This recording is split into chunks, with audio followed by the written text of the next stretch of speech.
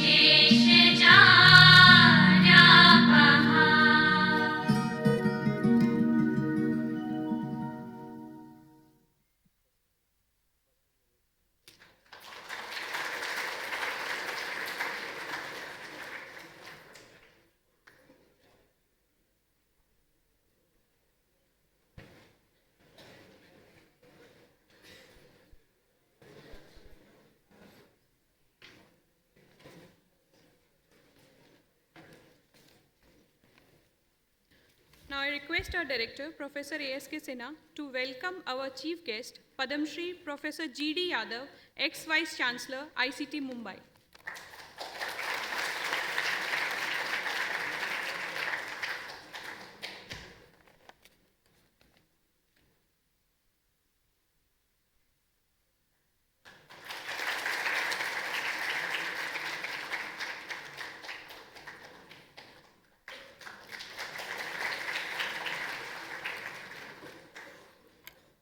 We would also like to welcome our BOG President, Dr. S. Shyam Sundarji.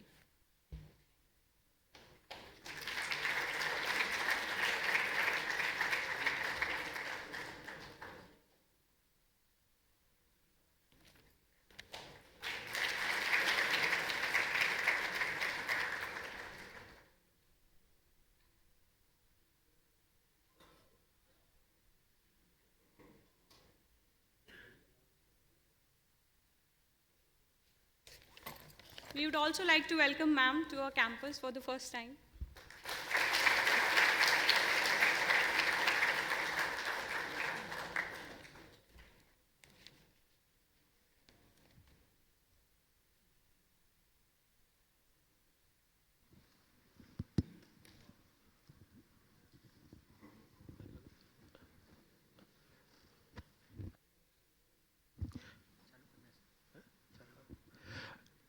I will now declare the convocation open.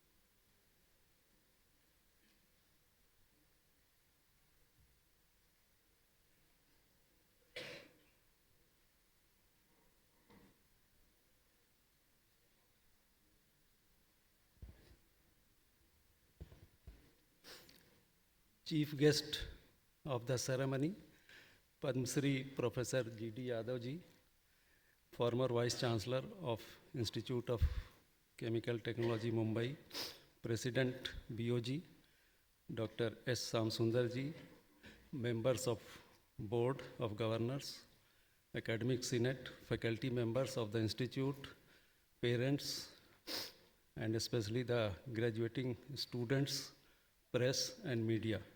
Good morning to you all. With immense delight, I welcome you all to the 6th convocation ceremony of Rajiv Gandhi Institute of Petroleum Technology. I convey our gratitude to Honorable Minister also. He was about to visit the institute, but due to some urgent pressing engagement. He is not here, but he has expressed his blessings to the students who are passing out. So at the outset, I offer a hearty congratulations to all the graduates on their hard-earned degrees. I am sure that your perseverance and untiring spirit will earn you many more accolades in the future. The progress of RGIPT JAIS and its energy center at Bangalore has been creditable on all fronts in the past year, and I would like to acknowledge the devoted efforts of faculty, staff, and administration of the Institute towards achieving these goals. I will now present a brief report of the Institute activities of the last year. It is my due responsibility that I must briefly inform you all about the genesis of our Institute. RGIPT has traversed through a breathtaking and phenomenal voyage since its inception in 2008.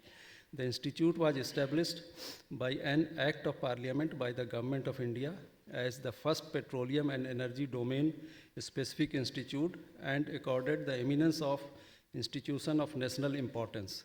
The specific mandate was to offer specialized UG/PG programs and pursue cutting-edge research activity in the petroleum and energy domain.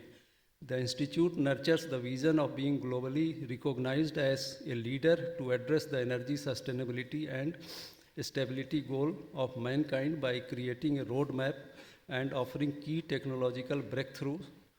RGIPT is co-promoted by the 6 national oil PSUs in association with Oil Industry Development Board, OIDB.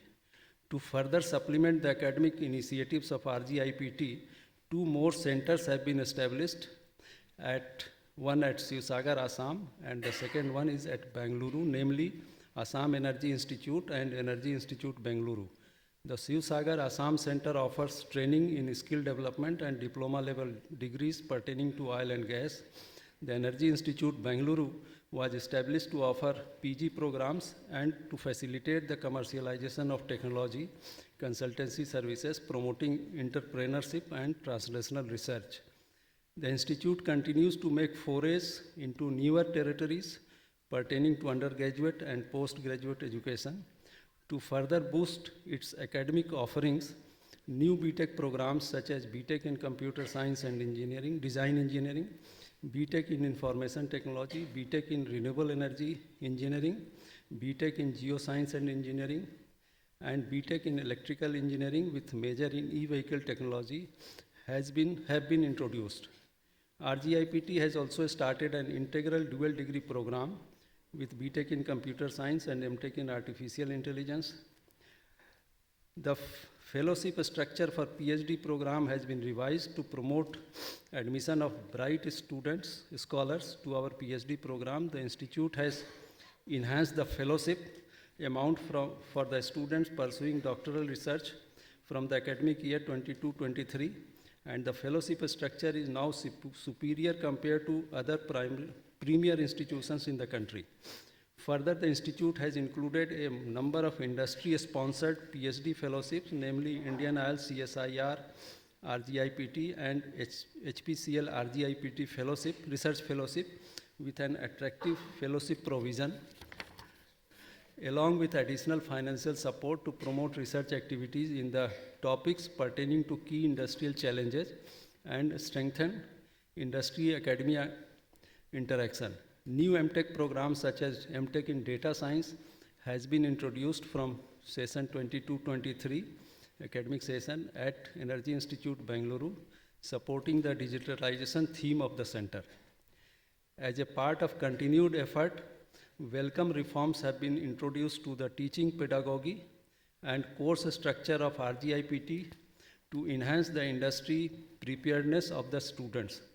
Consequently, the Institute has introduced the provision of specialized modular courses offered by industrial experts in each semester, starting from 3rd semester onwards.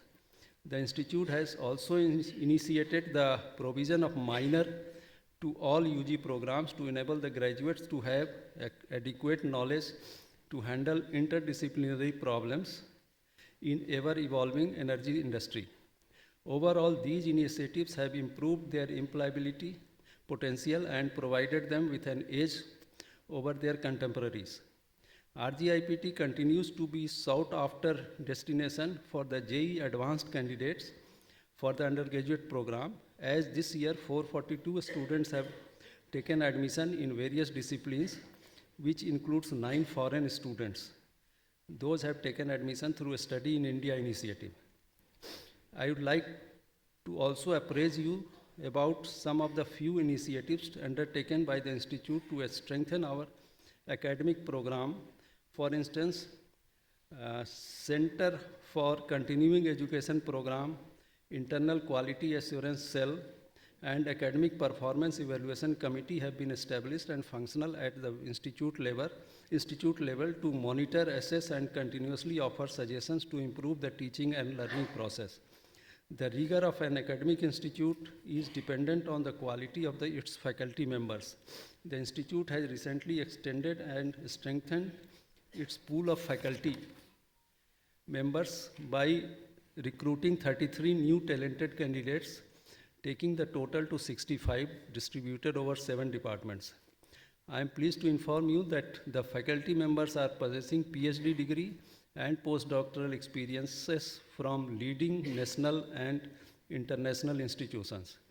Additionally, to boost the academic and research activities and promote the brand building exercise of the Institute, 24 renowned industrial academic experts with national and international acclaim have been appointed as adjunct faculty members so far.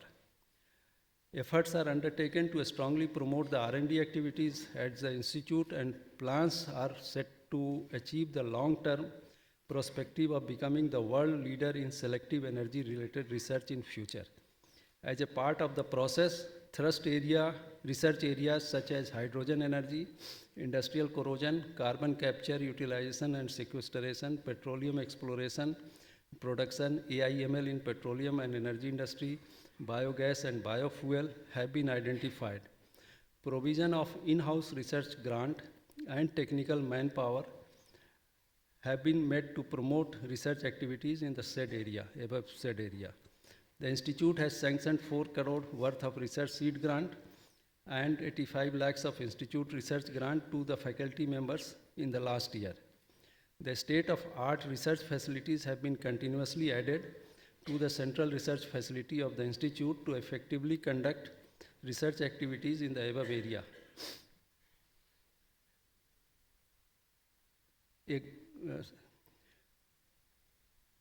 Rupees 5.5 crore and rupees 1 crore have been sanctioned to establish the corrosion fatigue testing facility and battery assembly facilities at the Institute. More than 20 crores were earmarked to remove obsolescence and strengthen the research facilities in the other thrust areas and teaching laboratories. Efforts are undertaken now to establish facilities for advanced research in the above areas by mobilizing funds from various sectors. The results have promptly started reflecting. A number of research projects from various funding agencies have been received based on the theme of the above thrust areas. The highlight being the 2 major research projects received on hydrogen energy research worth 98 lakhs and 3.1 crore from National NTPC and DST respectively. Several interest notes have also been received by the Institute from domain industries to submit research projects in these areas. The all-round effort from the Institute to boost research endeavors in the last 2 years have now started to yield better results. I am quite happy to mention that the faculty members published close to 200 articles in the year 2021. Our faculty members have delivered lectures both at international and national levels. Recently, RGIPT has been entrusted with various nation-building initiatives as well. For instance, RGIPT, in association with Petroleum Conservation Research Association, is currently working to establish a roadmap for Chandigarh to become a carbon-neutral city.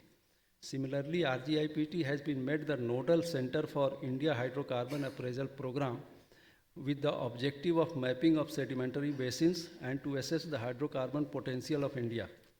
MOPNG has also asked RGIPT to prepare the roadmap for the creation of ecosystem to incubate AI/ML/DL based startups in the area of oil and gas exploration. RGIPT has initiated a large number of academic collaborations for research and extension activities.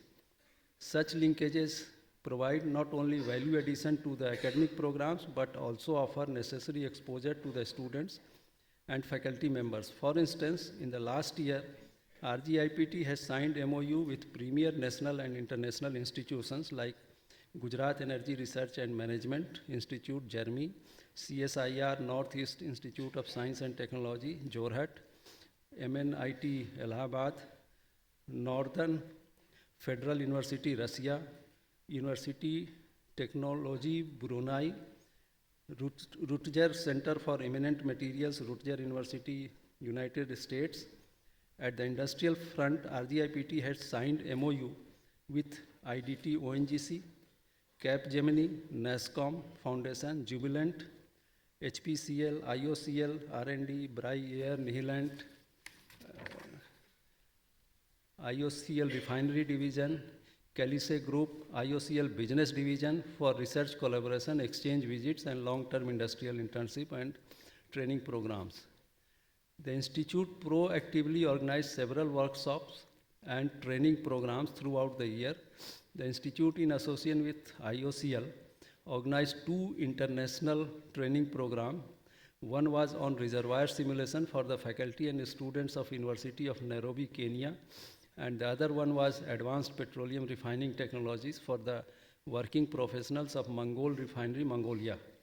AICT QIEP Center at RGIPT organized the 3-week programs on reservoir simulation, challenges and current trends, optimization in oil and gas chemical industry, recent advances in oil and gas production enhancement, like that, for the faculty members and the various colleges, from the various colleges, research scholars and employees from the industry. Besides, international conference on recent trends in energy science and engineering and a workshop on research-related solutions for faculty and research scholars were conducted. Additionally, 4 in-house industrial training programs on refining technology was exclusively organized for IOCL refinery officials. Students are the flag bearers of the Institute. Some of the prominent achievements of our Institute includes participation in SEG, Chevron, Student Leadership Symposium 2022, International Petroleum Technology Conference Education Week 2022, recipient of prestigious L. Austin Weeks Undergraduate Grant 2022, John D. Delbridge Memorial Scholarship, Donald and Nancy Fry Scholarship, the Fred and Kathleen Hilterman Scholarship, and New Generation Ideation Contest organized by HPCL R&D. Considering the planned academic research and startup activities, the Institute is in the process of establishing new infrastructure worth 131.77 crore at JAIS campus, including the construction of workshop cum incubation center, electrical engineering building, 7-story girls hostel, 11-story boys hostel, new academic building, married scholar accommodation, Director Bangalore, and pilot project lab. Similarly, number of construction activities has started at our Energy Institute Bangalore also, something worth around 120 crore. The student under the aegis of Gyan Arpan program conduct weekend classes for the students of 9th to 12th standard of different schools within Amethi district in an endeavor to empower them and improve their future prospects. During COVID-19 pandemic, education in the Gyan Arpan centers were imparted through an online mode. RGIPT, with support from HAL Korba, offered smartphones to 700 students to facilitate their online learning. Furthermore, in line with the social alignment of the Institute, RGIPT, on the occasion of 75th year of independence, organized the distribution of e-Shram cards and honored 75 eminent citizens of Rai Bareli and MST district for their service to society in a meeting presided by Sri Rameswar Teliji, Honorable Minister of State for Minister of Labor, Employment and Ministry of Petroleum. In support of women empowerment, RGIPT constituted Urja Shakti Lifetime Achievement Award to honor women with outstanding achievement over the years and notable contribution to the society. For the year 2021, the first edition of Urja Shakti Lifetime Achievement Award was conferred to the first women director of India's largest oil refiner and management company, that is Indian Oil Corporation Limited, Ms. Sukla Mistry, considering her 3 decades of outstanding contributions to the refining sector. I would like to conclude by providing you an oversight on our vision that we plan to achieve by 2030. By 2030, RGIPT aims to become a self-reliant institute of global repute, specializing in domain of petroleum and energy science. The highlights of Vision 2030 are establishment of facilities of advanced research in the selected thrust areas, be a front runner in providing attainable solution to address the energy sustainability of the nation in the future, nurturing future leaders capable of handling the forthcoming challenges in the energy industry, be a leader in the promotion of innovation and the startup culture, and contribute towards the economic growth of the country. At the behest of all the members of RGI community, I would like to acknowledge the support received from Ministry of Oil, Petroleum and Natural Gas, MOPNG, oil PSUs, collaborating industries, institutions, and alumni. Finally, I convey my best wishes to each graduating student. Dear student graduates, graduation is a milestone in your journey of life. It opens before you an enticing big world, a world full of opportunities and openings. Nothing is beyond your capability as long as you employ the right effort in right direction. Your formative year here at RGIPT have yielded with you the mettle, confidence, and finish to face the world. I invoke upon you 3 R's, that is receptive, resilient, and righteousness, for the betterment of the society and development of the nation. Remember that there can be no substitute to hard work in life. It is hard work galvanized with courage, perseverance, and integrity can bring you success in life. You are the ambassadors of the Institute, and the light of your success and achievement would continue to motivate and instill confidence within the hallowed portals of your alma mater. Last but not the least, never stop growing. Do not rest on your laurels. May God bless you with health, happiness, and peace. Thank you all very much. Jai Hind.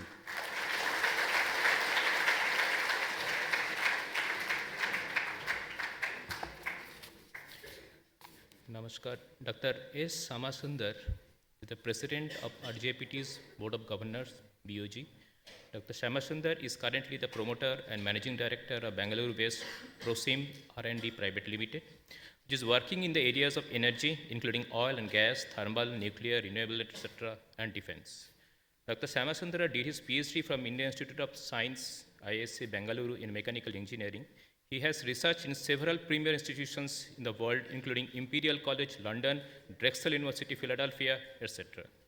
He has published several highly cited research papers and delivered invited talks, keynote lectures in various national and international forums, such as FICCI, CII, Euroforge, etc. He is currently serving as a member of board of IIT Dharwad and as an honorary director of S. Yoga University. Dr. Samasundar has pioneered the application of computer simulation technology in several small-scale industries throughout India. It is our great pleasure today to invite Dr. S. Samasundara, President BOG, to address 6th Convocation.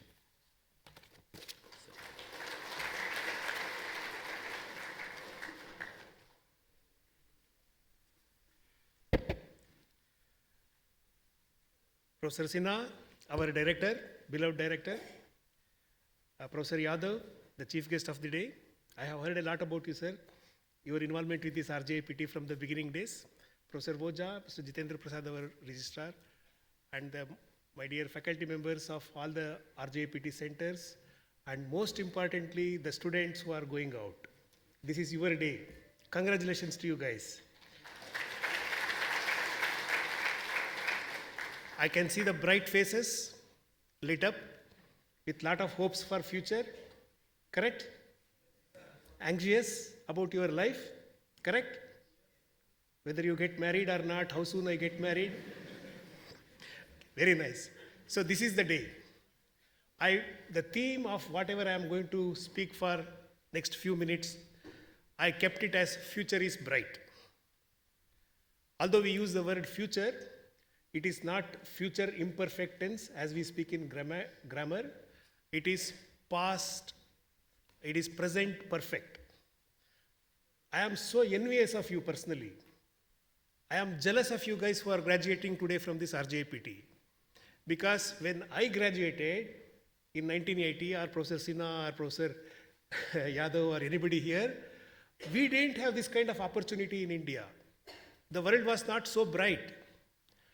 But today, India is 100 times better than what we had as opportunity when we graduated. And I am more envious of you because in the next decade, in the coming decade now, India will be not just 100 times better, it is going to be 1,000 times better than what it is today. And you are all the beneficiaries of that. I am very glad that high school students have come. They will be dreaming. Seeing you, they will be dreaming, Arey, when I will become like this? When I will get a graduation from RJPT like this? That's what they will be dreaming. So you also have a very, very bright future, maybe more bright future than the people here. And I must congratulate the proud parents who I can see with beaming faces coming from all over the places and enjoying their heart that their child or the son or daughter is getting the degree today. I should also congratulate the faculty and staff members who have toiled hard.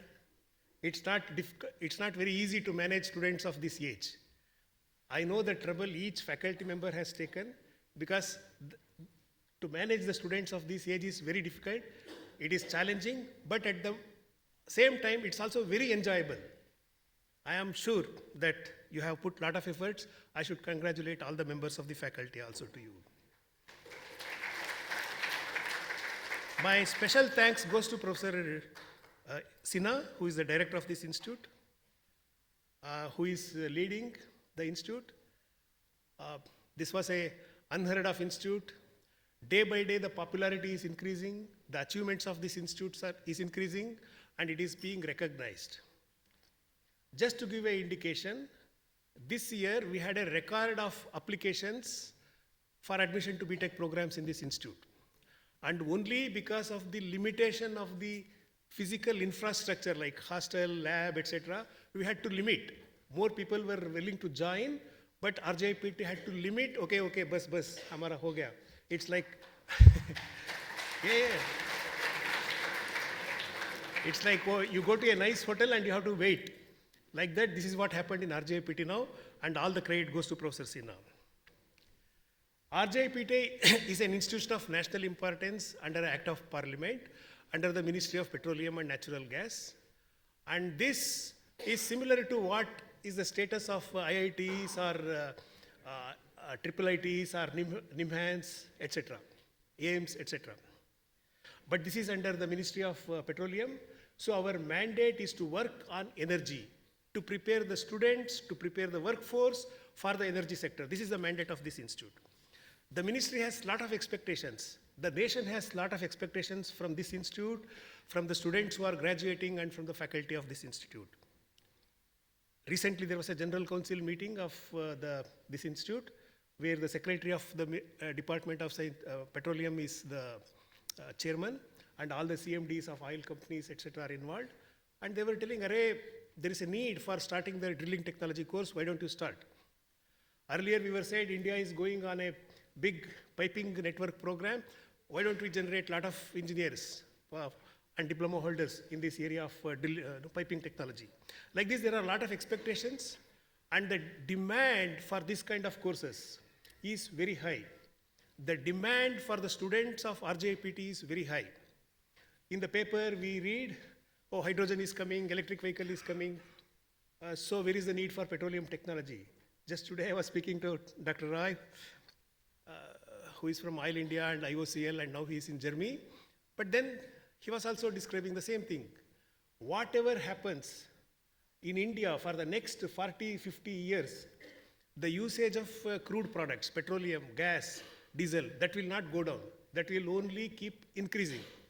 The relative percentage of the consumption or their ratio in the mix of energy, that may be reduced, but in absolute numbers, it keeps increasing. Not only just oil and gas, but even coal. India cannot do away with coal. India cannot do away with petrol and gas and diesel. The need for petroleum-based products and engineering, that is always going to be increasing for the next, not just 5-10 years, it's going to be for at least 30 years, 40 years. The electric vehicles, hydrogen cannot substitute oil and gas. ONGC or OL has to continue exploration and increase the ratio of our in-house production. So this is the reality. So all of you guys who are graduating, you will have a very bright future because there is a requirement in the country. Even coal. India has coal reserves which can last for almost 150 years of our usage. Whatever way we want to project, the requirement of 150 years of our requirement is there in our coal. But the Indian coal has a very low calorific value and high ash content. So that also means there is a lot of opportunity for research, innovation, and development of different technologies to make sure that this locally available coal is made use of. So because of these things, there is a lot of expectation from this institute in terms of the faculty members, what they do, how they do, what they contribute, and also from the students of this institute who are going out. And this is because energy in India is a very complex issue. India is one of the few countries in the world which has the highest growth rate of energy. In America, Germany, or any of the Western countries, so-called OECD countries, or G20 countries, there the energy consumption is decelerating. It is negative growth. Whereas in China, in India, there is a growth of energy consumption. And compared to China also, the rate of growth of Indian energy requirement is much higher. So this is where the challenge comes to us as energy professionals. And this is where there is opportunity also for us. And this challenge of energy is not just in terms of availability of coal or diesel or crude, but this has its own challenges in terms of technologies, in terms of geophysics, geopolitics, in terms of engineering night pairs. You imagine northeastern states or remote states where electricity was not even available. There are 6 lakh villages, they had to be given electricity, and that has happened only a couple of years back. Only just few years back, many of the Indian households, several crores of them, got LPG gas connection. Till then, they were using firewood and for their heating purposes. And because of these kind of requirements, massive requirements, you have seen how the rates of solar energy has come down, how the per unit cost of wind energy has come down very drastically. So, we are talking of EVs. The EVs continue to increase, but then EV has to be made affordable. Electric vehicles have to be made affordable, and there is a lot of new battery technologies that have to be developed. One of the biggest challenge of electric vehicle is the lithium-ion battery. Lithium is not in India. It is available in high-risk countries. So how do we de-risk this supply chain? If electric vehicles have to come more in India, that means we need to have a better battery technology in India that is made available or that is developed using indigenously available metals and alloys. And this is the biggest challenge the country is facing. There's a lot of opportunity for here. I'm sure there's already some work going on in RGIPT on these issues. So on the other side, if we see, if we go to solar PV panels, China is the leader. China has, I don't know, 90% plus of the market share. And one day if China decides, okay, we will not give you solar panels, then we are at loss. We are at a great loss. So how do we develop technologies that are parallel or alternative to these photovoltaics that are to be used in the solar applications? So there are several areas of challenge like this. The reason I am telling all this, these are all the opportunities that are open to you today. Whether you are faculty or whether you are a student, going to a college, starting up your own business, there are a lot of opportunities, plenty of openings coming up. And this was very well narrated in a recent study which just got released about 2 weeks back by a firm called Morgan Stanley. You must have heard of that. It called India's Decade. And it should be available in the net. You should go through that. And they identify 4 important parameters that are creating huge growth in India. Number 1 is urbanization.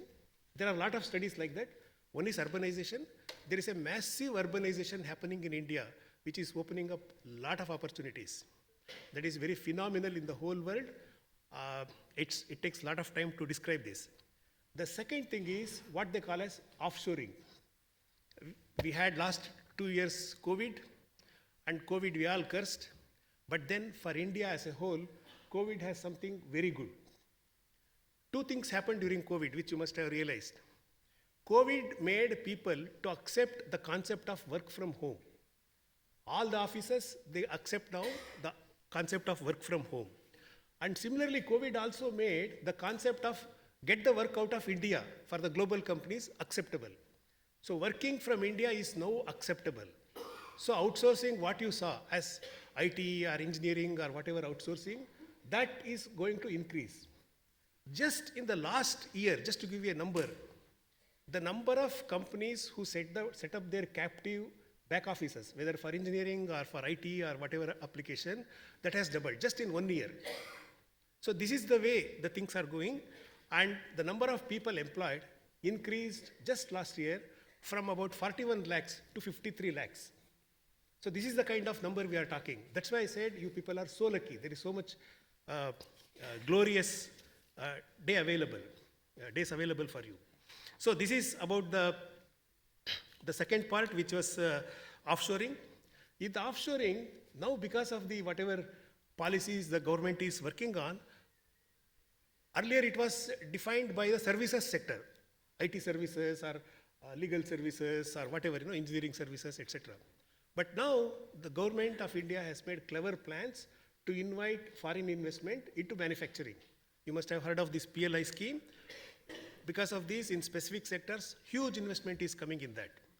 Also, the government has made the policy of Atmanirbhar Bharat, where they want to identify a sector and say this sector is open to Indian companies only. And that means the manufacturing activity is going to increase dramatically. Again, last month, there was a DIF Expo somewhere in Gujarat. And the theme was how to make the Indian companies to contribute to the growth of defense services. And this scheme of the government, this push of developing the local manufacturing in India, it disturbed the foreign forces, foreign companies, to the extent that many of the Western media, especially in UK and Europe and even in USA, they said, okay, this government is doing this is bad for the security of the Indian state. So they went to create a wrong narrative. But still it went on, it was successful. There were several startups who demonstrated there. So what I'm telling is the growth story of outsourcing from the globe to India, which was focused mainly on the services, is now getting upgraded to manufacturing also, and we are seeing huge potential for growth in these sectors. The next factor which is differentiating is what we can call as digital differentiation. The digital differentiation made USA to grow in the early 80s. But now the same thing is happening in India, and it is happening much faster and much deeper compared to what happened to America in the 80s. Just to give an example, in the internet world, there are 3 or 4 different models. One that is followed by the US, you all know Google, you all know Facebook, you all know Instagram, all that kind of models. It is primarily determined by the marketing. It's primarily determined by the sales revenue or marketing revenue. And there is a European model which is very regimented, which is very regulated. So it didn't grow. In the Europe, Europe, there is not so much of a digital revolution. They are all using American. Then there is a Chinese model which was very regimented. It had more firewall. There was no freedom. So what happened in China was there were big companies like Alibaba or Tencent, whatever, but now their fate we don't know. So it didn't go global. Contrast this with what is called as Indian stack. Those who want to know about this, you should search for Indian stack. I don't want to go to the details of this. Indian stack is a very revolutionary thing happening in India. You all have Aadhaar card. This was the first foundational base for the digital stack of India. And compared to all the other models of China or US or Europe, the digital stack model that is developed in India is very unique and very transformative, and it is aimed at public utility, and it offers great interoperability, and it is very decentralized, and it is very democratic. The reason I am telling this is transforming the way we do business, the way we create business, etc., etc. That is where there is a big opportunity. The last thing that I want to say, which is relevant to RGIPT Institute, is there is a huge energy transition that is taking place. About $2 to $3 trillion are being invested in India in about 25-30 years. By 2045, even the International Energy Agency estimates about $2 to $3 trillion will be invested in India. And in the next just 10 years, about $700 to $800 billion are going to be invested. That is where the opportunity for all of us as energy professionals. So this is where a lot of work is happening. Just to give an example, the piping network alone, the CGD piping network alone, it is estimated that in the last year and this year, there may be about $60 billion of investment that may be going. So in simple terms, there is a huge, huge opportunity for all of us, and we should encash that. So the future is very bright. You guys have good luck. You have a bright future. Enjoy your life. All the best for you guys. Thank you very much.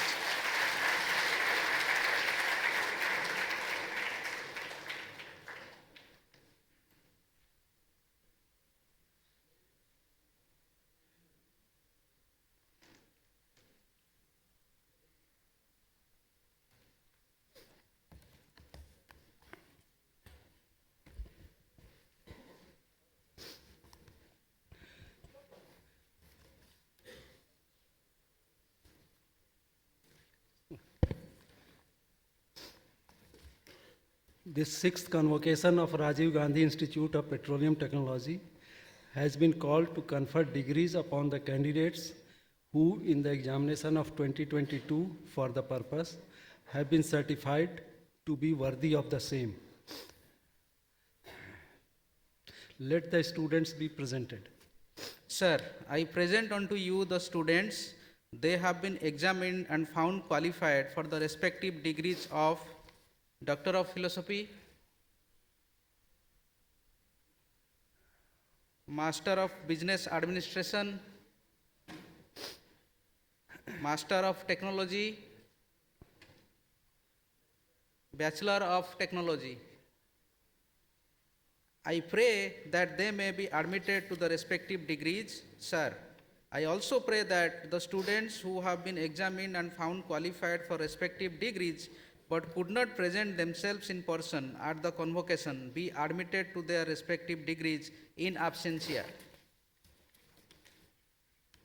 क्या आप लोग निष्ठापूर्वक प्रतिज्ञा करते हुए घोषित करते हैं कि अभ्यर्थित उपाधियों की स्वीकृति प्राप्त कर लेने पर आप लोग पवित्र मन से, सत्यवाणी से एवं उज्ज्वल आचरणों से इस संस्थान के सदाचारी और उन्नतकामी सदस्य बने रहेंगे?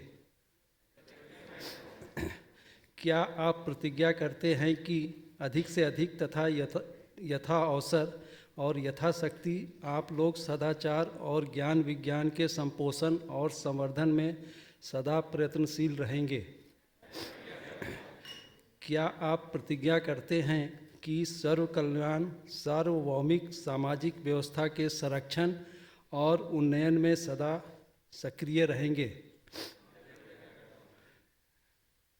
By virtue of authority vested in me as chairman of the Senate of the Rajiv Gandhi Institute of Petroleum Technology, I admit you and in absentia to all those who are permitted to remain absent to the degrees of Doctor of Philosophy, Master of Business Administration, Master of Technology, and Bachelor of Technology of this institute, and charge you that in your life and conduct you prove yourself worthy of the same.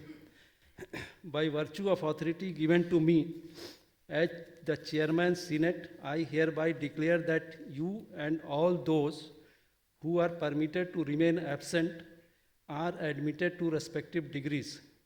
Now, after the conferment of the degrees, this could be the exhortation I could give you on this occasion in conformity with the words of our ancient acharyas. Speak the truth, practice virtue, do not neglect the study of Vedas, having brought to the teacher the desired gift, enter into householder's life and see that the line of progeny is not cut off. Do not swerve from the truth, do not swerve from the dharma, do not neglect welfare, do not neglect prosperity, do not neglect learning and teaching, do not neglect the duties due to God and to the parents. Treat your mother as God, treat your father as God, treat your teacher as God, treat your guest as God, treat your country as God. Whatever deeds are faultless and irreproachable, these are to be performed, no others. Whatever good works have been performed by us, those should be performed by you, no others. Those learned and wise people who are superior to us, they should be revered by you by offering of a seat. Whatever is to be given should be given with faith, not without faith, according to one's plenty, with modesty, with fear, with sympathy. Now, if there arises in your mind and doubt concerning any act or any doubt concerning conduct, you should conduct yourself in such matters as learned and wise people of sound judgment do.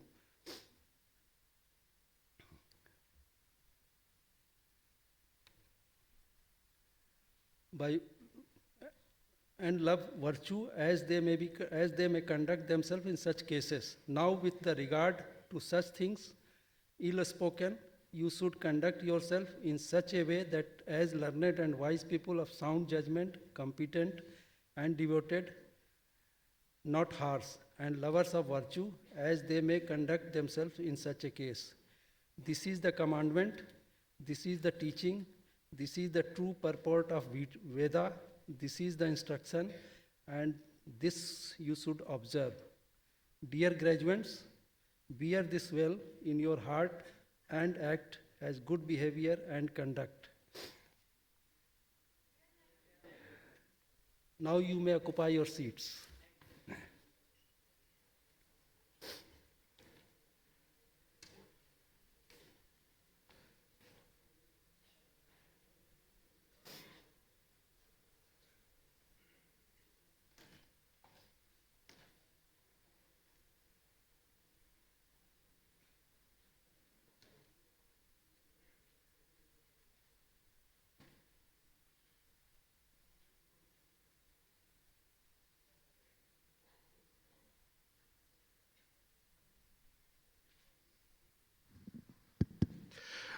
While the signature is being taken, I just want to make one small comment. What Processina now directed is a part of the Taittiriya Upanishad, what is called as Shikshavali in that, Anushasana Parva of that. This is the way the students were graduated during the Taittiriya Upanishad days, just for your information. Thank you.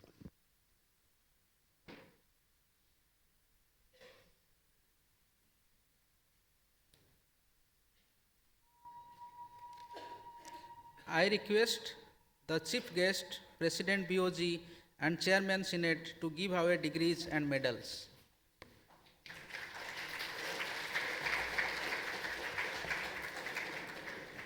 Sir, I present the student who have satisfied the requirements for the degree of Doctor of Philosophy in Computer Science and Engineering and is considered worthy of receiving the same. I recommend that she may be awarded the Doctor of Philosophy degree. Ms. Shruti Bharadwaj.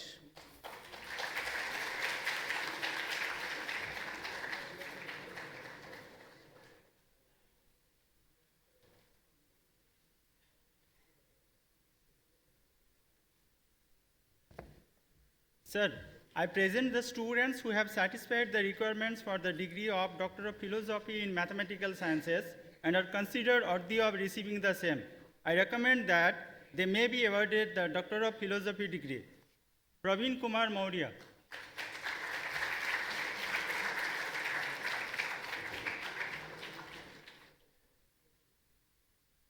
Shivangi Singh.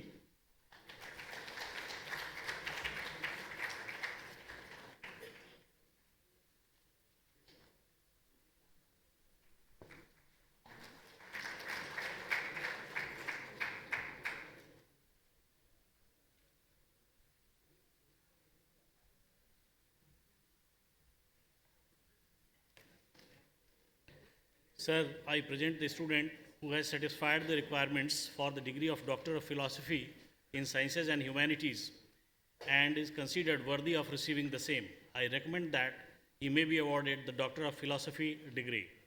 Abhishek Anand.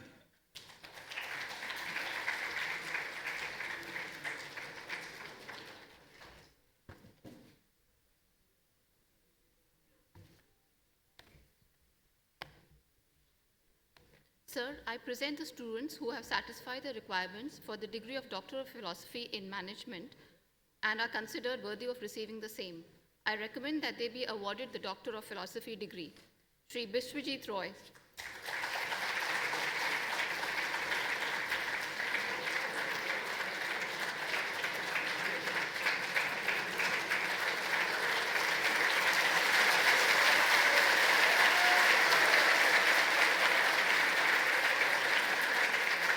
Shri Vikas.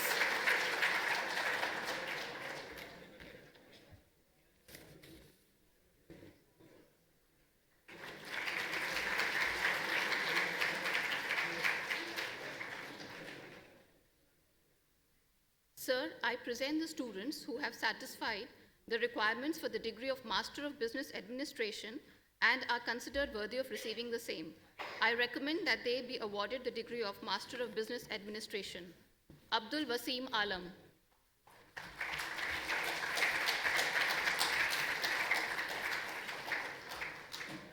Abhishek Chaube.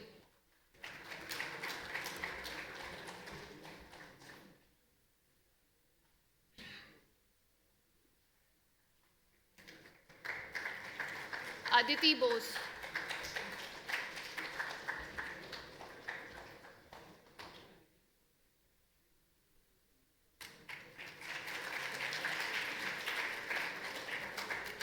Ankita Sharma.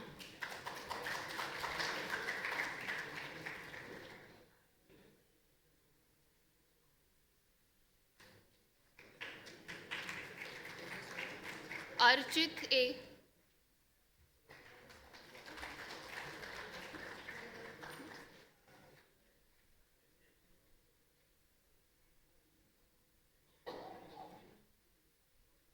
Brikesh Kumar Bharti.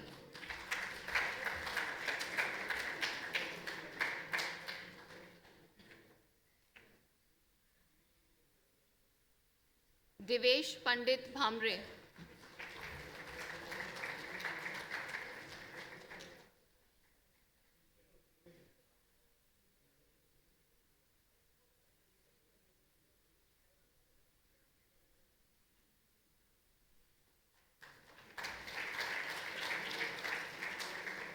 Shri Ridesh Dwivedi.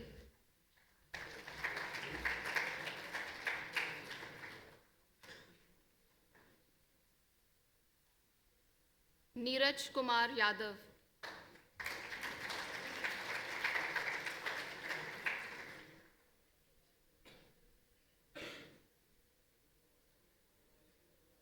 Sagarika Singh.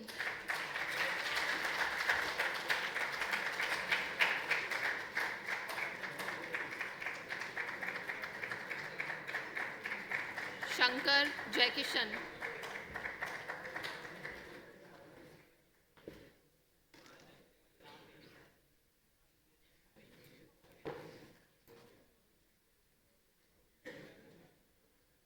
Shivam Pandey.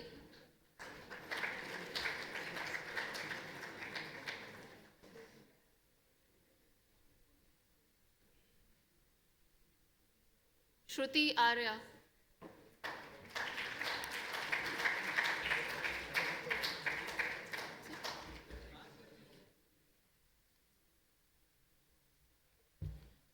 Sir, I present the students who have satisfied the requirements for the degree of Master of Technology in Chemical Engineering and are considered worthy of receiving the same.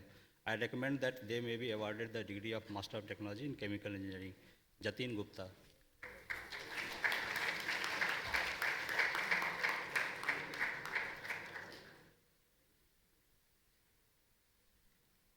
Sir, I present the students who have satisfied the requirements for the degree of Bachelor of Technology in Chemical Engineering and are considered worthy of receiving the same. I recommend that they may be awarded the degree of Bachelor of Technology in Chemical Engineering. Abhinav Dwivedi.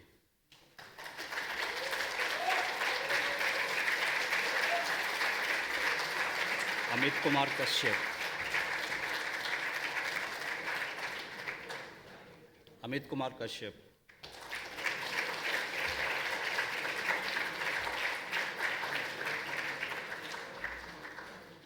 Atharv Dikshit.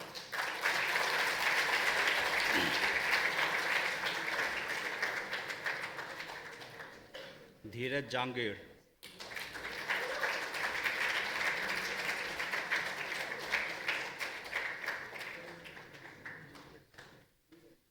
Divyang Pathak.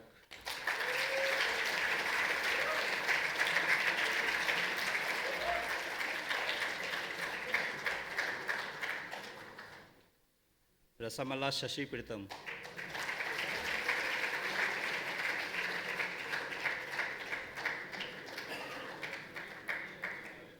Rishabh.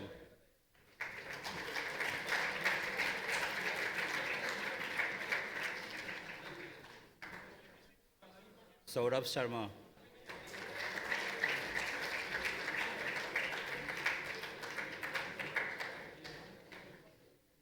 Pinni Boyna Yuva Rohit.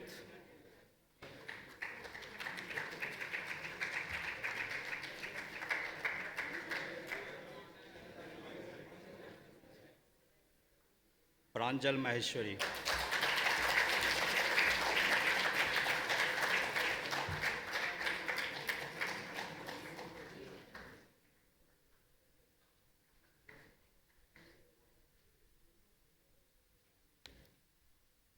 Sir, I present the students who have satisfied the requirements for the degree of Bachelor of Technology in Petroleum Engineering are considered worthy of receiving the same.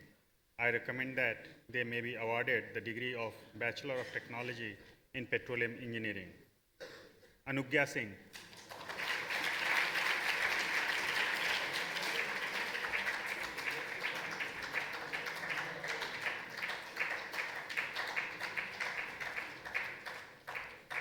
Asad Tahir.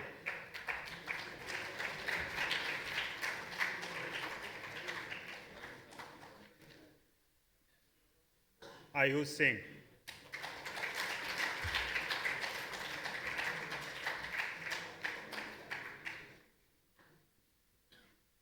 Bandi Kartik Reddy.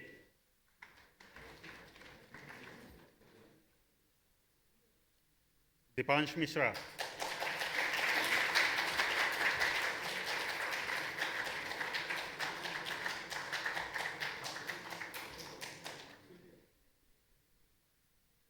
Kuldeep Kumar.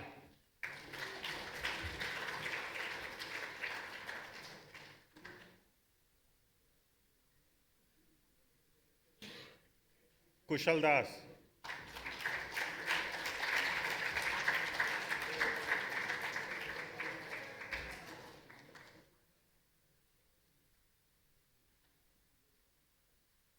Madhur Saxena.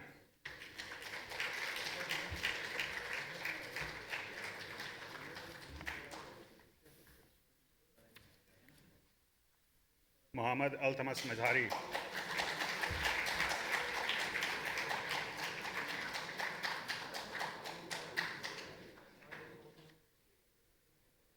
Shikhar Singh Rathore.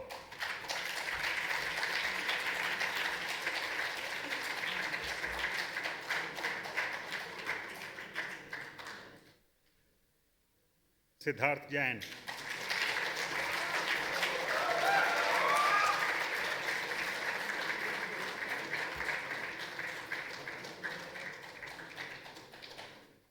Vidhu Gupta.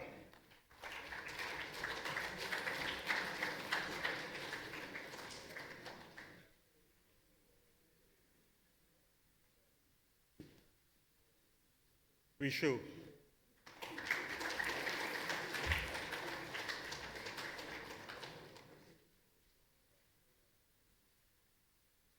Vishwas Gupta.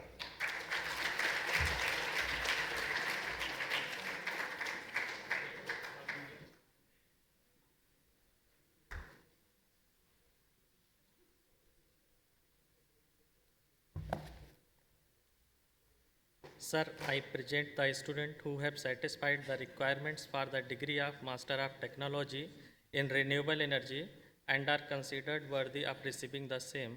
I recommend that they may be awarded the degree of Master of Technology in Renewable Energy. Anand Venkataraman.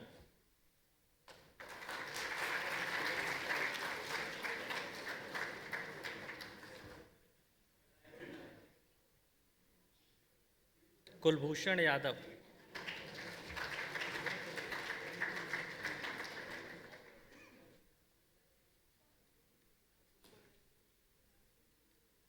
P. Ashish Patra.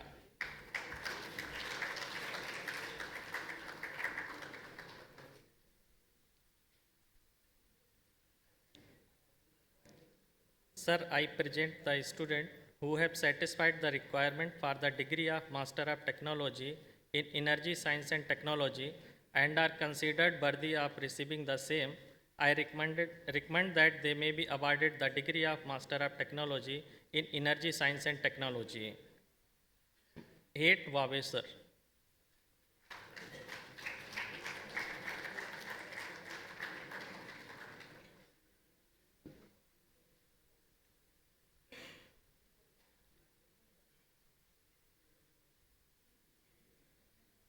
Al Mustafa Ali Khan.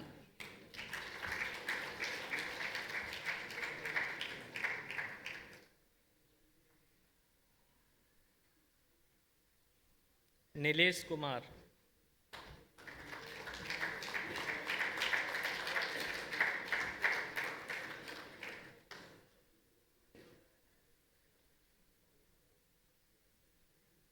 Shibam Sukla.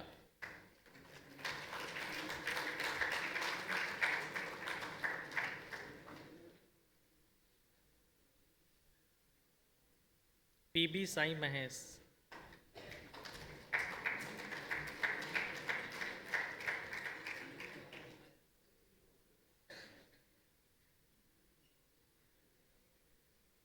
Ramanand CJ.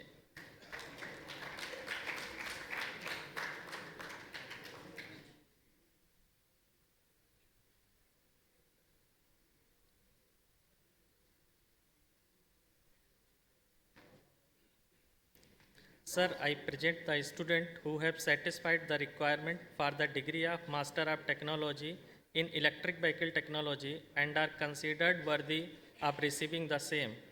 I recommend that they may be awarded the degree of Master of Technology in Electric Vehicle Technology. Himanshu Ranjan.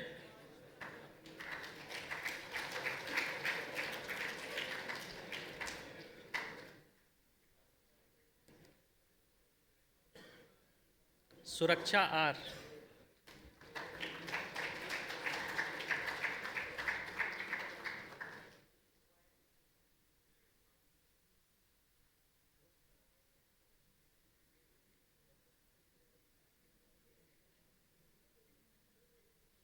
अक्षर KR,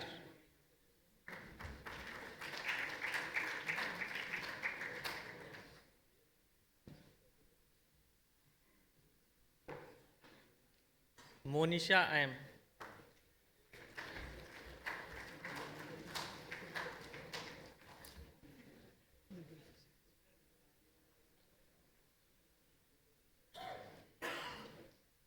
Sir, I present the student who have satisfied the requirement for the degree of Master of Technology in Power and Energy Systems Engineering and are considered worthy of receiving the same. I recommend that they may be awarded the degree of Master of Technology in Power and Energy Systems Engineering. Abhijit Rathore.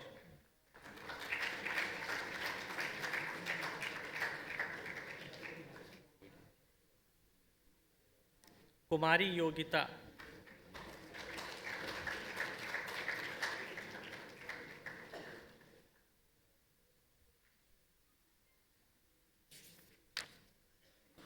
Vikas Kumar Panika,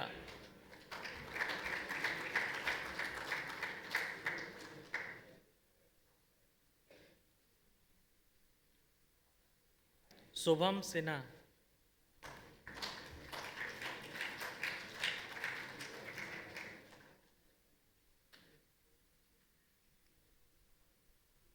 Dheeraj C,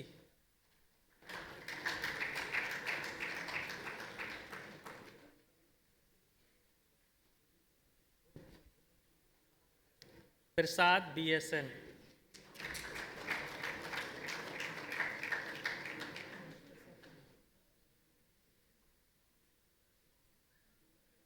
वैलपुरी Leela Devi,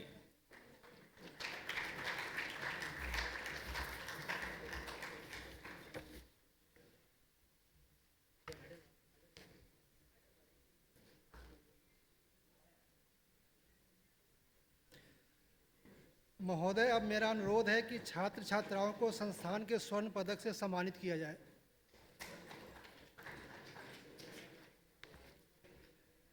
Pranjal Maheshwari, BTech रासायनिक अभियांत्रिकी परीक्षा में 2022 में प्रथम स्थान के लिए।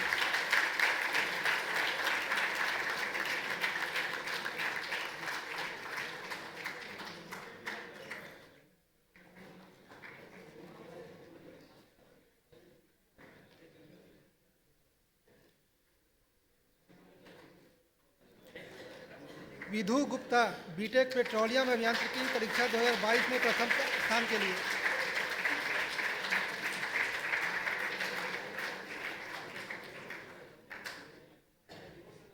विधु गुप्ता,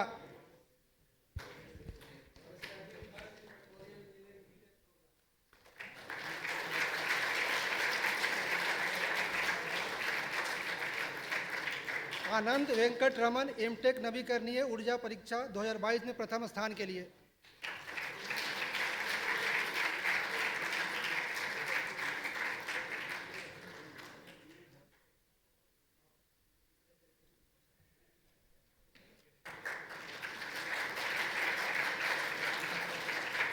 भावसरहट संदीप भाई, एमटेक ऊर्जा विज्ञान एवं प्रौद्योगिकी में परीक्षा 2022 में प्रथम स्थान के लिए।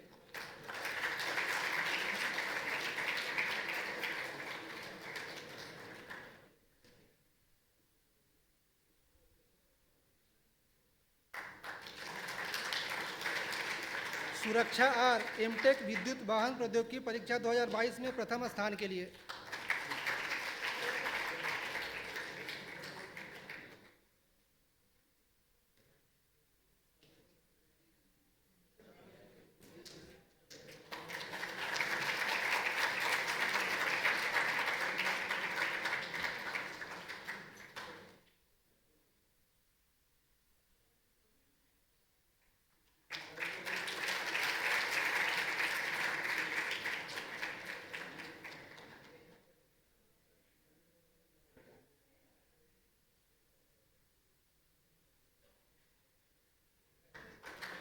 अभिजीत राठौर, एमटेक शक्ति एवं ऊर्जा प्रणाली परीक्षा 2022 में प्रथम स्थान के लिए। अभिजीत राठौर,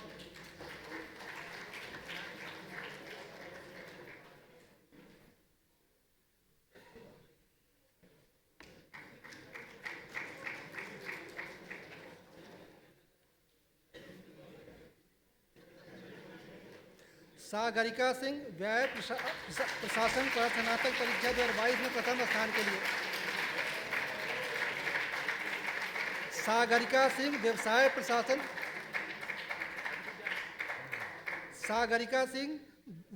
प्रशासन पर स्नातक परीक्षा 2022 में प्रथम स्थान के लिए।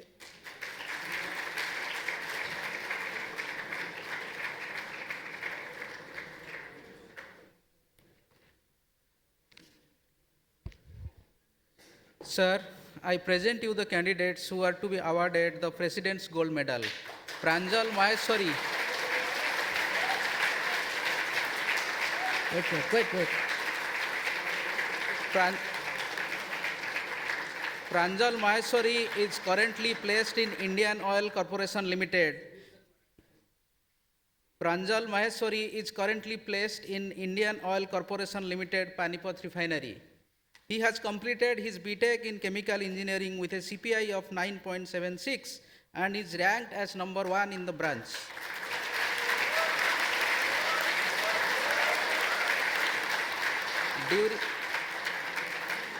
During his undergraduate tenure, he has published 4 articles in peer-reviewed reputed journals like Journal of Cleaner Production and Journal of Environmental Chemical Engineering. He was the recipient of 2022 Indian Institute of Chemical Engineers Ambuja's Best Design Report at SEMCON 2022. He was also a winner of 2021 Honeywell UOP Scale-Up Essay Contest on Hydrogen Economy Award.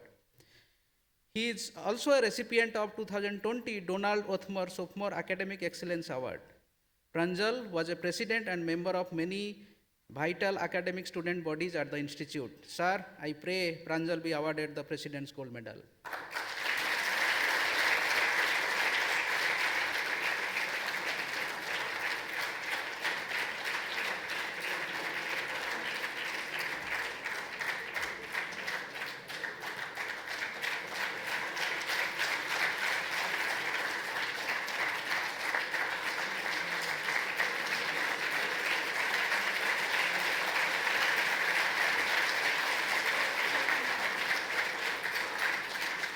Sir, I present you the candidate who are to be awarded the Director's Gold Medal. Siddharth Jain.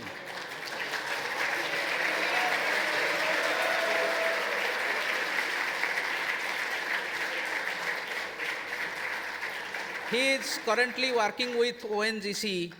He has completed his BTech in Petroleum Engineering with an excellent CPI of 9.09. He has represented RGIPT globally at the International Petroleum Technology Conference 2022 held in Riyadh. He was selected to attend the 10th World Petrol Coal Congress in Delhi. Apart from his academic excellence, Siddharth was also served as core team member of SPE and EAGE student chapter.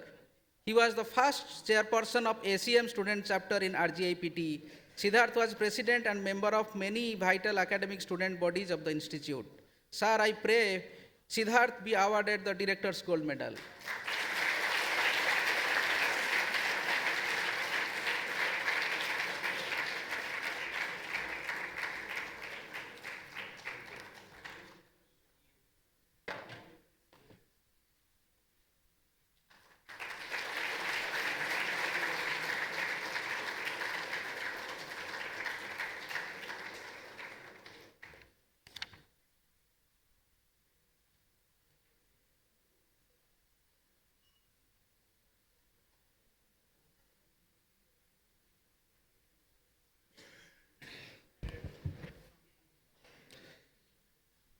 Honorable President, BOG RGIPT, Dr. S. Samasundar, and respected Director, RGIPT, Professor A.S.K. Sinha, dignitaries who are sitting on the dais, the faculty colleagues, and graduating students, very good afternoon to all of you.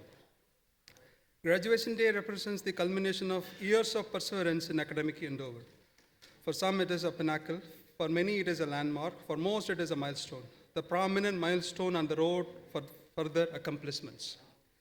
To inspire us and to confer the degrees today, we have Padma Shri Professor Ganpati D. Yadav as the chief guest with us. I would like to also inform you all that he was one of the key founding members of this institute, and he advised on various occasions for the betterment of this institute growth. Professor Yadav is one of the topmost and accomplished engineering scientists in India. He is now selected as the National Science Chair Mode 1 by the SERB. He also holds the titles of Emeritus Professor of Eminence and was bestowed with J.C. Bose National Fellowship by DST since 2010 and recently. He is internationally recognized for his seminal contributions to education, research, and innovation in chemical engineering, energy engineering, and development of clean and green technologies. For more than 10 years, he served as the founding VC at the Institute of Chemical Technology, Mumbai. Under his dynamic leadership, ICT made phenomenal progress, having been declared as Category 1 institute, having started 23 academic programs, 5 departments, and several centers of excellence, and establishment of 2 off-campuses. He has personally won over 125 national and international honors, awards, fellowships, editorship, and several lifetime achievement awards by prestigious industrial organizations. Most importantly, he was conferred Padma Shri by the President of India in 2016 for his outstanding contribution to science and engineering. He was elected to the US National Academy of Engineering on February 9, 2022, which is a very rare honor. Only 21 Indians are elected to this academy so far. His research productivity is phenomenal, with supervision of 101 doctoral and 135 master theses, which is the first record in ICT and for any engineering professor in India. He has published 507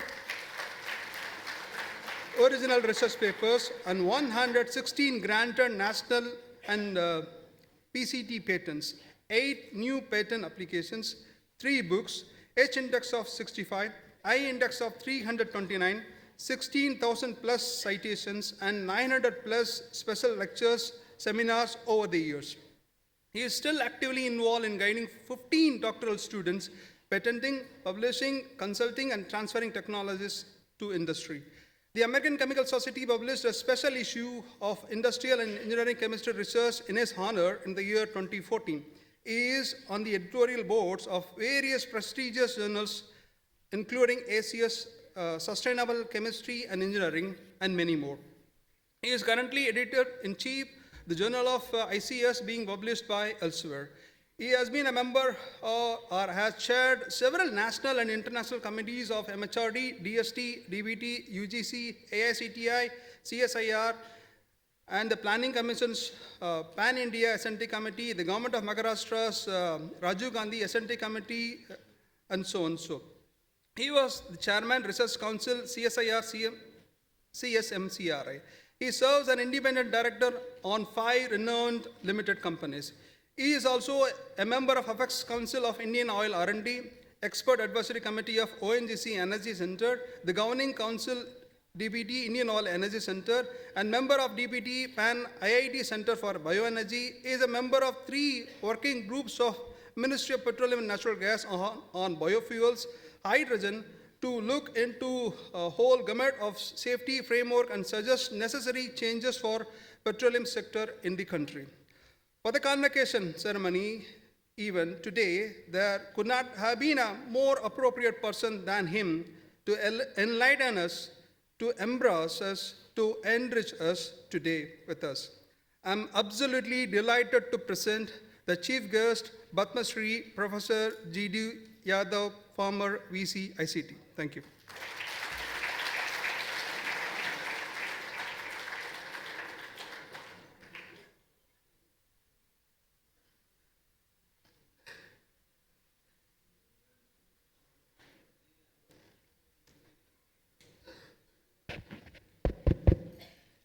Namaskar. Dr. S. Shamsundar, President of the Board, RGIPT, Mrs. Shamsundar of the dais, Professor A.S.K. Sinha, Director, Dr. U. Oza, Dean Academic Affairs, Sri Jitendra Prasad, Registrar, members of the Board, members of the Senate, members of the Governing Council, deans, heads of department, other distinguished personalities in the audience, faculty members, graduating students, their parents, members of media, invited guests, support staff, ladies and gentlemen. I stand before you with all humility at my command and greet you on this momentous occasion. What a day. I'm sure that RGIPT has a vision, mission, and value system, and it focuses on individual character building and holistic development to make them great Indians with a pan-world view so that the country benefits from them and the society does so at large. Dear students, this is just not the beginning of your long career. Never forget your alma mater. It is said in Sanskrit, Janani Janma Bhumishcha Swargadapi Gariyasi. Mother and motherland are bigger than heavens. Never stop learning and giving back in abundance. Your institute's motto is Vidya Ratnam Mahadhanam. Knowledge is the great wealth. So now you shall be wealthy. On the one hand, the world is witnessing progressive, positive aspects like technological developments, artificial intelligence, machine learning, instant communication and instant gratification, and the borderless world due to the internet. Nothing can stop you from learning. We are within the reach across the globe, literally within a fraction of a second. The pandemic taught us how to survive and remain connected. The pandemic also saw that many people started growing beards, and I could see many in the audience. We shall be proud and should be proud that India showed to the world how to develop vaccines, how to achieve 2.1 billion doses free of cost, provide help to the needy, and stand shoulder to shoulder with the mighty nations of the world. We are digitally far advanced.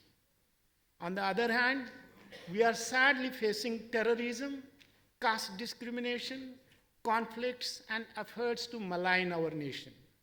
We must stand united and march ahead. I'm sure you all will be the soldiers in defending the dignity, honor, and prestige of our motherland. I'm particularly delighted since I have been part of this institute since its formation. The Institute of Chemical Technology, of which I was the Vice Chancellor, is a founding member of that body, the governing body. I have witnessed its progress right from the day when the land was being acquired. Visited your temporary campus at the Feroz Gandhi Polytechnic. RGIPT has come a very long way. I also had the pleasant honor of interacting with the faculty of Chemical and Petroleum Engineering yesterday. And some of them asked me the formula of my success as an academician, administrator, researcher, and innovator. And I must reveal it to you. The formula of my success, which I have been practicing all my life, is 3P. The first P is patience. One must have immense patience and not lose hope and become irritable on the slightest of provocation. There is always a better day, and that is tomorrow. Taking things in stride, whether we win or lose. Perseverance is the second P. The ability to continue effort to do or achieve something despite difficulties, failure, or opposition. Winners are never quitters. The belief that a dead man can rise from the grave or ashes makes one strong emotionally, mentally, and physically too. Nothing is impossible. One must desire and attempt. Srimad Bhagavad Gita says, Karmaneva adhikarasya ma phaleshu kadachana. One must do one's duties and not expect the fruits. Fruits will come automatically. And remember, failure is temporary and success is autocatalytic. And the third P is a very important P, and all of you must follow this, whether you are a teacher, student, parent, or otherwise. Pardon is the third P. It is the greatest virtue one must have, pardoning people around at home or in the office or in public places for their mistakes, however grave or unpardonable they may be, and giving them a chance makes life easy. Then one enjoys more.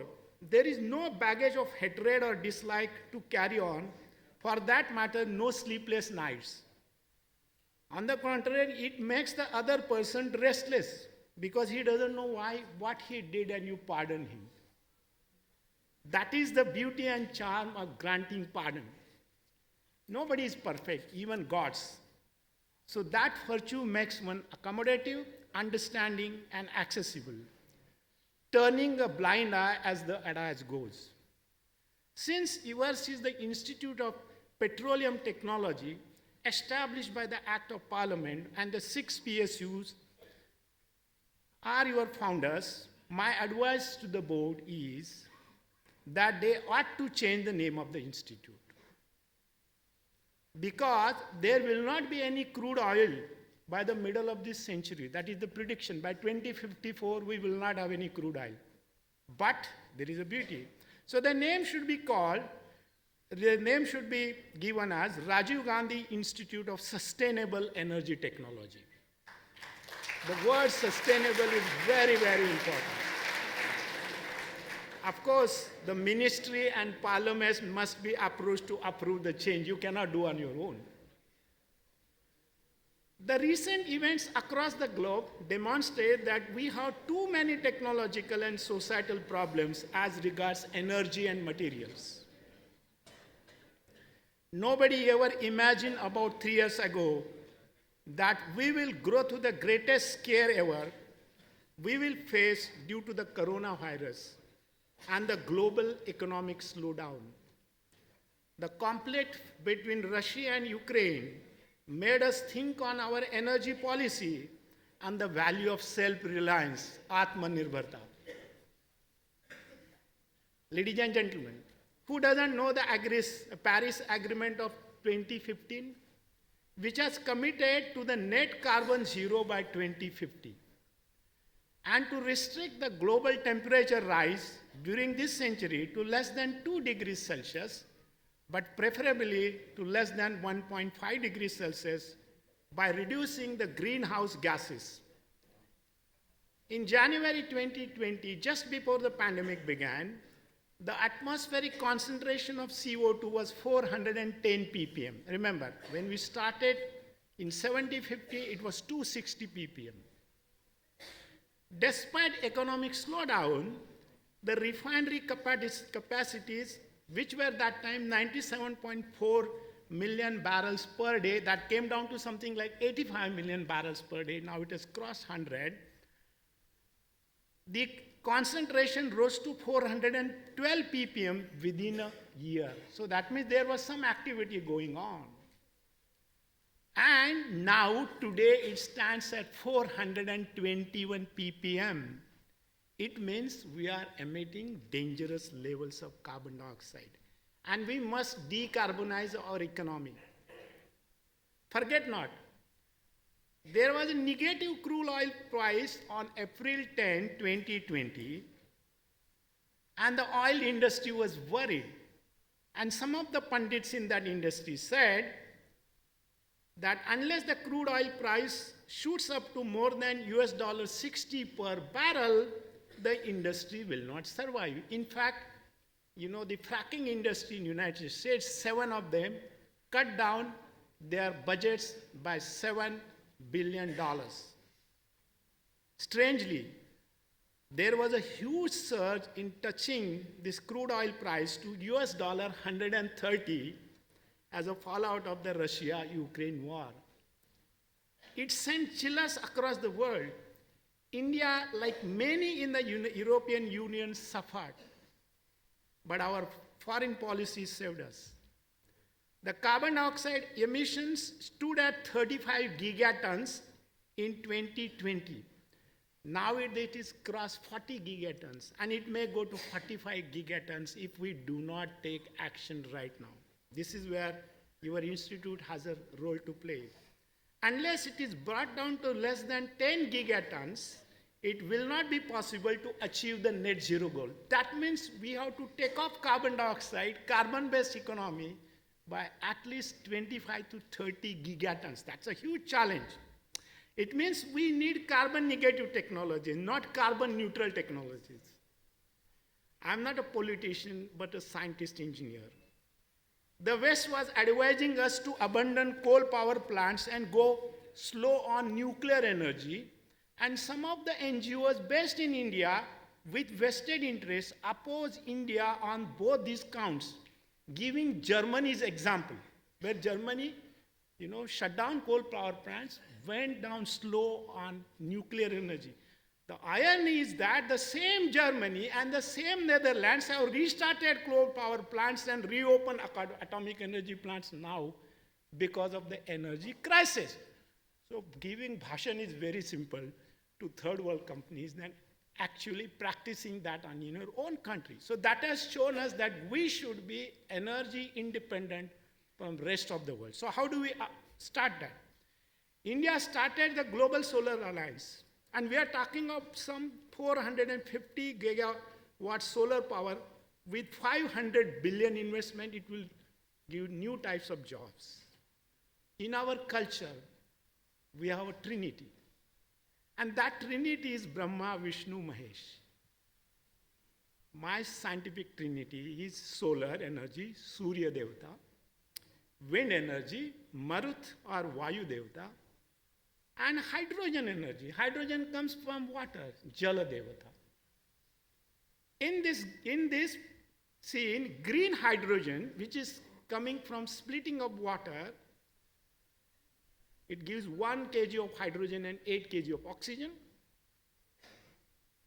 That will be the savior of the world. So green hydrogen will save the entire world in future, even if there is no crude oil. And I tell you why. Green hydrogen will be the savior of the world because it is an energy carrier. It will give us fuels, chemicals, and materials from waste biomass and carbon dioxide, which is right now taken as a liability. It will, in the COP26 held in Glasgow in November 2021, India committed to achieve the net zero goal by 2070. My question is, why 2070? We can achieve it by 2050. We have so many smart people in this country. What is required is to promote carbon negative energy supply to attain the net zero goal at a faster rate, and hydrogen is going to be the clean winner. So if you have started some programs in hydrogen energy, God bless you.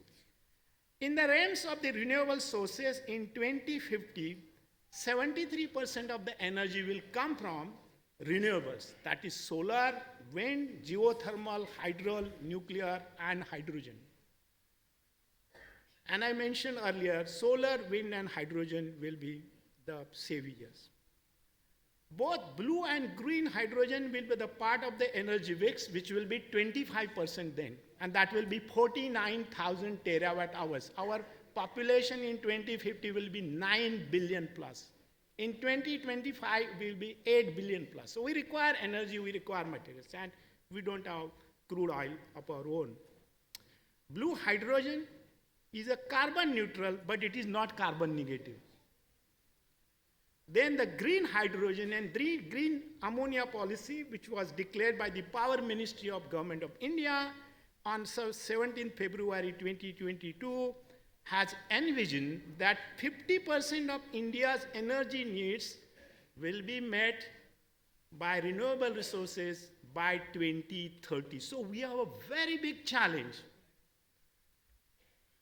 As regards carbon-based chemicals and materials, carbon dioxide and waste biomass will be valuable resources if hydrogen economy is advocated. I wrote several articles, editors, saying that the government of India should adopt hydrogen economy, because I've been working in that area. Not many realize that waste plastic is also an important source of energy, chemicals, and materials. And green technology should be adopted and policy will be in place to reduce the burden on the environment as well as to augment energy and material supply. Whether it is a fossil carbon or non-fossil carbon, ultimately the fate of that carbon is carbon dioxide. So carbon dioxide is not a liability, but carbon dioxide is going to be our new oil. The ICT, that is Institute of Chemical Technology, OEC, ONGC Energy Center, they have been supporting my research from 2006. Thermochemical copper chlorine, which we developed and got several patents, is a closed loop technology where we have solar energy stored in molten salts. So the green hydrogen, and we can produce hydrogen then less than $1 per kg. We can produce hydrogen by technology, So I'm in the news, and so many people from across the world, companies in Canada, USA, and some in India are approaching me. So green hydrogen and green ammonia are envisioned as the future green fuels to substitute fuels like crude oil, coal, and natural gas. Hydrogen economy will be a reality if the green hydrogen becomes as cheap as the energy hydrogen, which is the so-called gray hydrogen the refineries are producing right now. Currently, the clean hydrogen costs are in the range of $2.5 to something like 6.8 per kg. So the overall challenge to the green hydrogen manufacture is its cost. So the US Department of Energy's Hydrogen and Fuel Cell Technology Office is working on technology. In fact, just last month, their president announced a very big grant that it will produce hydrogen, by 2020 at a rate of $2 per kg. There are so many companies and institutions are working. And by 2030, they say it should be less than $1. In fact, that policy is called 1-1-1. That is $1 per kg in 1 decade. And that will reduce the temperature of the globe by 1 degree C. That is what is expected. And so, as I mentioned earlier, carbon dioxide will be valorized while meeting the net zero goal, and it will be our new oil. Most of the hydrogen produced by the hydrocarbon processing in the chemical and petroleum industry is through gasification of coal or natural gas reform, which is typically about $2 per kg.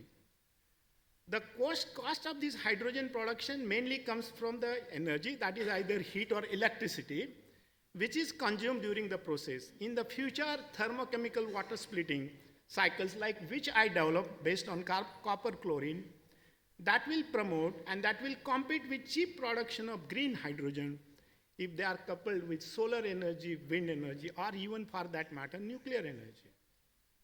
Another interesting fact, we are talking about methanol economy. Methanol can be produced from carbon dioxide, and we have been working on that, and we have got patents, and some of the companies have approached us. And in that, dimethyl ether can also be produced from carbon dioxide. And dimethyl ether is viewed as a 2G fuel or biofuel. And it is a powerful empowering fuel that can range from ultra-low carbon to carbon negative. It can significantly reduce the carbon footprint of the transportation sector, and beyond that, as an energy-dense, cost-effective means to move towards renewable hydrogen. You can split and get hydrogen from that. It is a source of chemical and allied industry, and it can replace LPG and diesel, so that is a better substitute. So DME can also be a clean fuel. Although bioethanol and other biomass-derived chemicals can be used to make blue hydrogen, I showed in my paper that it should not be burned as a fuel if we want to achieve the net zero goal before 2050. All this ethanol, etc., can be a source of chemicals and materials, but should not be burned. In fact, the philosophy should be carbon should not be burned as a source of energy. Bioethanol is more valuable a feedstock for biorefinery than a fuel, as our analysis showed in our paper. It makes more economic sense in addition to the net zero target. Another interesting fact is the chemical recycling of waste plastic, which will have great impact. Huge quantities of plastic waste can be converted into fuels and chemicals, and hydrogen will play a very important role in that, because these are all hydro-treating, hydrocracking, hydrogenolysis processes, where we break the molecule and make bio-oil, and the other part, whether it is PVC or PET or nylon or or polyurethane, That comes as out as an ammonia, HCl or H2S, and these technologies are already known to the refinery sector. So this will help us, the green circular economy must be mandatory in all sectors, and future societies should be taught that material recycling through physical, chemical, and biological means and use of green hydrogen will save us, from the climate change and greenhouse emissions. Hydrogen will thus be the true savior of the world. India is also committed, Dr. Shamsundar mentioned, to electric vehicles, EVs by 2030. For that to happen, the electricity should be generated from renewable resources and not for coal. Otherwise, that coal EV will be coal-driven EV. The battery storage will be a great area. We just don't have lithium, sodium, vanadium, zinc, manganese, name it. However, UV batteries become useless after they reach 80% capacity. So they have a second life. And they can be used in other areas. And so that industry is currently growing at a rate of 9% in China, 3% in United States. That is a great opportunity for our startup companies to use batteries. Very interestingly, in material recycling, sustainability, and creating zero waste societies are problems which we are facing today. Interestingly, chemical engineering will flourish in the so-called recycle engineering. There is a tremendous scope for Indian chemical industry in green hydrogen and green ammonia sectors. We should develop cheap technologies for recycle of used solar panels, because they will be a big issue, waste, wind turbines, plastics, batteries, construction, and debris waste. Otherwise, we will require 3 Earths, and we don't have that. Sometimes people jokingly say we need 5 Earths. If we don't recycle, reuse, and reduce waste, so waste will be the wealth. And if you study system engineering approach, everything can be converted into something else, whether it's a co-product or byproduct. So thus, circular economy must be practiced by all stakeholders. The ban on single-use plastic needs a revisit. Personally, I believe that what it means, single-use plastic ban means people are bad. They cannot recycle it. So why not encourage them to recycle plastic? And that is to have some sort of a levy or deposit where the deposit is returned to you. Suppose it is a PET bottle. Irrespective of the size, have 1 rupee deposit. On the PET bottle or the milk pouch or anything, you will be encouraged to return it. There will be a segregation, because 80% of the cost in municipal solid waste goes on this segregation, sorting, and all that. So we must make our children, our school children, citizens, and everybody to be responsible towards energy and environment. And that is what the government should be doing, not banning. Ban never works. Ban means it is illicit business by authorities. More liquor is sold in states where there is a liquor ban. We know that. So this should be, because green hydrogen can be used to tackle plastic waste. That is an important thing. And another interesting part is India aims to produce 300 million metric tons of steel by 2030. 1 ton of steel produces 2.3 tons of carbon dioxide. So that carbon dioxide we can stop by using green hydrogen. So that will be a very interesting. Now, coming towards the end, 2 to 3 things. For the faculty members, my advice is, because yesterday somebody asked me this, I gave you a story of 3P before, another 3P. That is patent, publish, and prosper. You must patent your ideas. Then you must publish that in a highly, high impact factor journal. I have another pet theme which I have been talking about last 15 years. Is my personal belief is that the government of India should have girls' education free till PhD. This is, I think government can do it. And why? It does not mean that all girls will become doctorates. What it means is that they will have an avenue to study, go for higher education. Their parents won't persuade them to get married. Their marriageable age will go up. They will find their own life partners. And an educated woman, an educated housewife, will not have more children.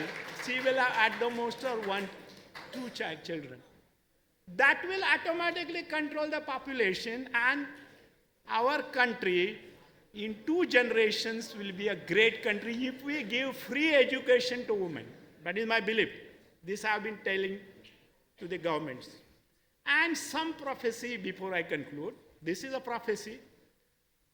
India will be a leading exporter of green energy by 2030. This is a prophecy. Thus, our import bill will be reduced. We'll have a lot of foreign reserve. Green hydrogen will be available at less than $1 per kg. We'll have green hydrogen infrastructure built across the country. And interestingly, India will be the 3rd largest economy. We are about $3 trillion right now. And it is said that in next 30 years, we'll be $30 trillion economy. It cannot happen unless we produce ourselves, unless we manufacture ourselves. Only service industry is not going to do that. So we must remain in manufacture and produce goods at our place. And this was also, Honorable Piyush Goyal has said a few months ago that we'll be $30 trillion economy. And if the net zero goal is achieved, and I believe it will be achieved much before 2050, the deadline, the world will be peaceful. The world will be peaceful. The so-called 17 United Nations Sustainable Development Goals will be hopefully met. And for that to happen, I quote from Rigveda, and that is, Ano Bhadra Krutuo Yantu Vishvata. Let the noble thoughts come to us from all directions and let us benefit by that. So, and again we say, Sarve Sukhina Santu, Sarve Santu Niramaya, Sarve Bhadrani Pashyantu, Mam Kashit Dukkam Apnaya. Let everybody be happy and peaceful, much before the year 2050. And I must quote Swami Vivekananda ji here, Uttishtata Jagruta Prapa Varani Bodhata. Arise, awake, and stop not till the goal is reached. You must do that as students and faculty members. Ladies and gentlemen, thank you so much for inviting me and giving this opportunity.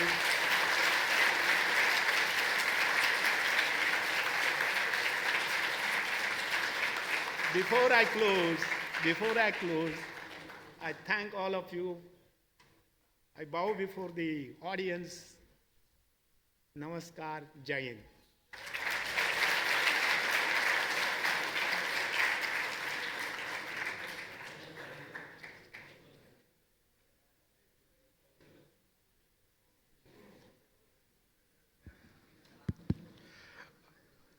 I now declare the convocation is dissolved. Now all shall rise for the national anthem. Jana Gana Mana अधिनायक जय हे भारत भाग्य विधाता पंजाब सिंध गुजरात मराठा द्राविड उत्कल गंगा विंध्य हिमाचल यमुना गंगा उज्जल जलधि तरंगा तव शुभ नामे जागे तव शुभ आशीष मांगे गाहे तव जय गाथा जन गण मंगलदायक जय हे भारत भाग्य विधाता जय हे